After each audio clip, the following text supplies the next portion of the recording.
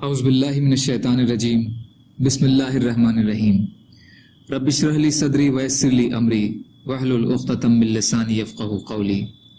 حیات الصحابہ رضی اللہ تعالی عنہم، حصہ اول، دعوت کا باب۔ حضرت عثمان بن عفان رضی اللہ تعالی عنہ کا مشقتیں برداشت کرنا۔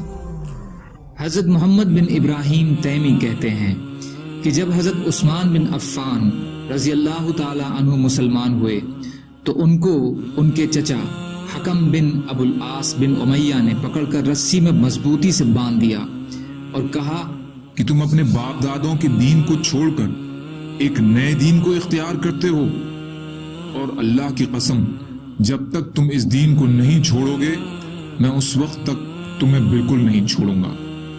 حضرت عثمان رضی اللہ تعالی عنہ نے فرمایا، اللہ کی قسم میں اس دین کو کبھی نہیں چھوڑوں گا۔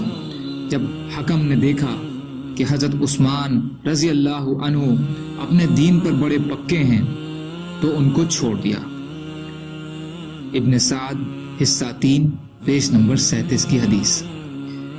حضرت طلحہ بن عبید اللہ رضی اللہ تعالی عنہ کا سختیاں برداشت کرنا۔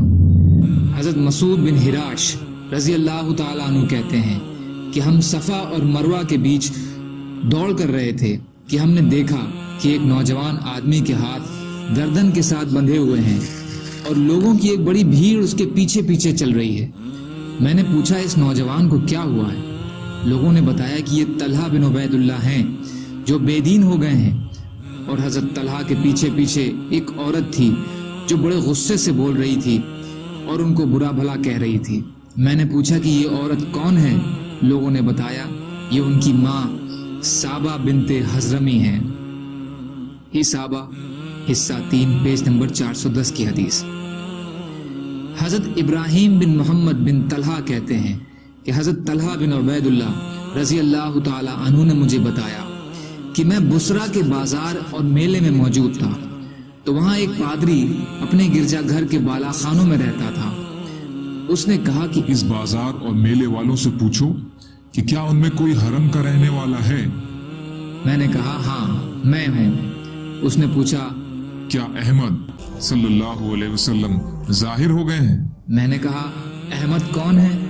انہوں نے کہا عبداللہ بن عبد المطلب کے بیٹے، یہ وہ مہینہ ہے جس میں وہ ظاہر ہوں گے اور وہ آخری نبی ہیں۔ حرم یعنی مکہ میں وہ ظاہر ہوں گے اور وہ ہجرت کر کے ایسی جگہ جائیں گے جہاں کھجوروں کے باغ ہوں گے، پتھریلی اور بنجر زمین ہوگی، کہیں ایسا نہ ہو کہ لوگ ان کی پیروی کر لیں اور تم ان سے پیچھے رہ جاؤ۔ حضرت طلحہ فرماتے ہیں کہ اس کی بات میرے دل کو لگی اور میں وہاں سے تیزی سے چلا اور مکہ پہنچ گیا، اور میں نے پوچھا کیا کوئی نئی بات پیش آئی ہے؟ انہوں نے کہا ہاں، محمد بن عبداللہ صلی اللہ علیہ وسلم جو امین کے لقب سے مشہور ہیں، انہوں نے نبوت کا دعویٰ کیا ہے اور ابن ابی قحافہ نے ان کی پیروی کی ہے۔ پھر میں حضرت ابو بکر رضی اللہ تعالی عنہ کے پاس گیا اور میں نے کہا کیا آپ نے اس آدمی کی پیروی کی ہے؟ انہوں نے کہا ہاں، تم بھی ان کی خدمت میں جاؤ اور ان کی پیروی کر لو کیونکہ وہ حق کی دعوت دیتے ہیں۔ حضرت طلحہ نے حضرت ابو بکر رضی اللہ تعالی عنہ کو اس پادری کی بات بتائی۔ حضرت ابو بکر صدیق رضی اللہ عنہ حضرت طلحہ رضی اللہ عنہ کو حضور صلی اللہ علیہ وسلم کی خدمت میں لے گئے۔ وہاں حضرت طلحہ مسلمان ہو گئے اور انہوں نے حضور صلی اللہ علیہ وسلم کو پادری کی بات بتائی، جس سے حضور صلی اللہ علیہ وسلم کو بڑی خوشی ہوئی۔ جب حضرت ابو بکر اور طلحہ رضی اللہ عنہم دونوں مسلمان ہو گئے تو ان دونوں کو نوفل بن خویلد بن عدویہ نے پکڑ کر ایک رسی میں باندھ دیا اور بنو تیم نے ان دونوں کو نہیں بچایا۔ نوفل بن خویلد کو قریش کا مشیر کہا جاتا تھا۔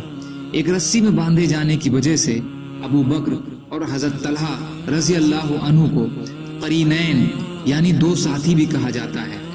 امام بیہقی کی روایت میں یہ بھی ہے کہ حضور صلی اللہ علیہ وسلم نے یہ دعا مانگی کہ اے اللہ ہمیں ابن عدویہ کے شر سے بچا، اے اللہ ہمیں ابن عدویہ کے شر سے بچا۔ حدیث مستدرک حاکم حصہ 3 پیج نمبر 369، بدایہ حصہ 3 پیج نمبر 29 پر ہے۔ سبحان اللہ و بحمدہ سبحانک اللہم و بحمدک اشہد ان لا الہ الا انت استغفرک و اتوب الیک سبحان ربک رب العزت عما یصفون وسلام علی المرسلین والحمد للہ رب العالمین برحمتک یا ارحم الراحمین لا الہ الا اللہ محمد رسول اللہ.